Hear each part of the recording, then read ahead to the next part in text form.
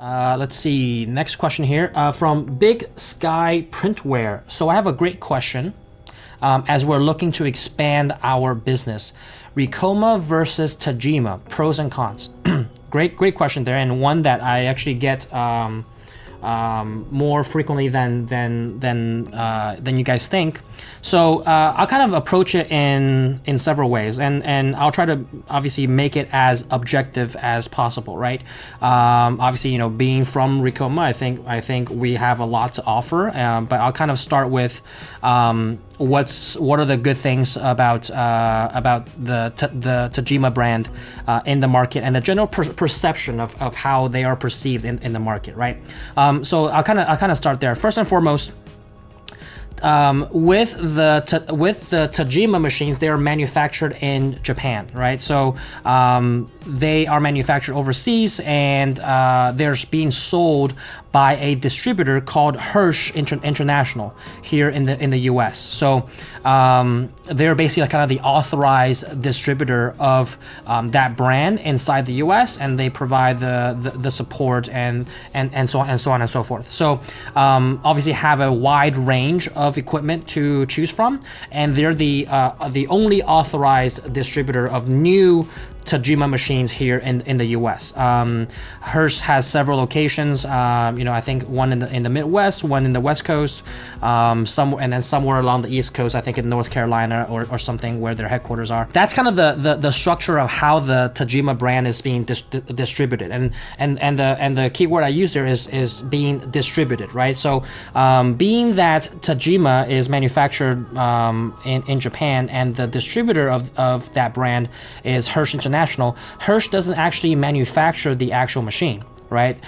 Think of it as like a Home Depot, right? Like Home Depot doesn't actually make the actual whatever tiles or lighting that you actually buy in there.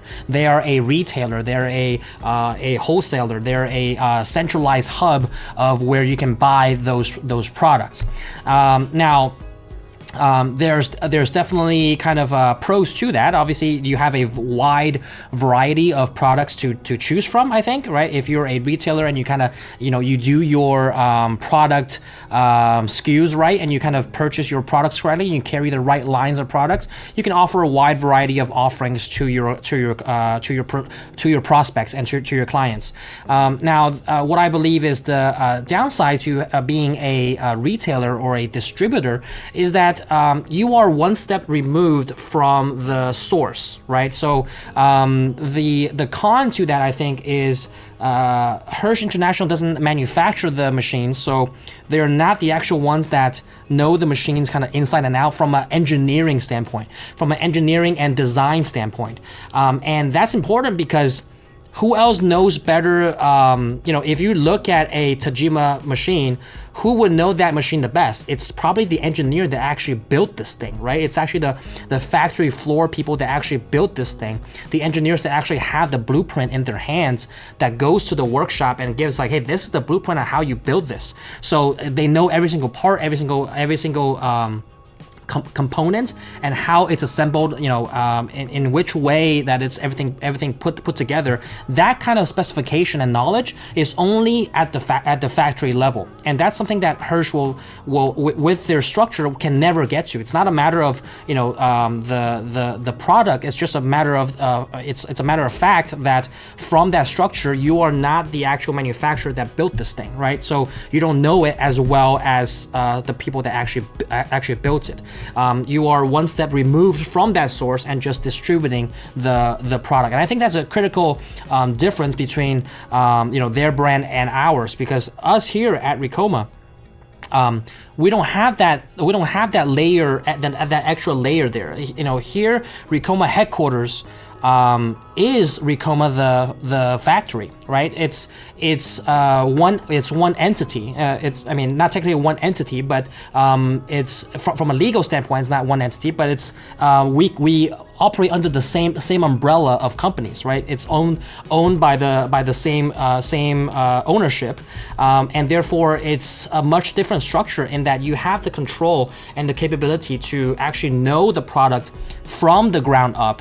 have access to the actual engineers, have factory certified technicians that are supporting our customers. These are technicians that have access to our engineers, have access to our blueprints, have access to our specs, and they know as much knowledge as the engineers do from a service standpoint, right? Because they've torn these machines apart and know the in and outs from a mechanical or electronic standpoint. They all know that inside and out, and that's a level of difference in the service quality and the level of knowledge between someone that doesn't manufacture the machine, that doesn't have the blueprint, to someone that actually has access to those blueprint and therefore to that knowledge, and be able to transfer that level of knowledge to you, the prospect or the customer. Does that make sense? So that, I think, it's point number one, and number two, from a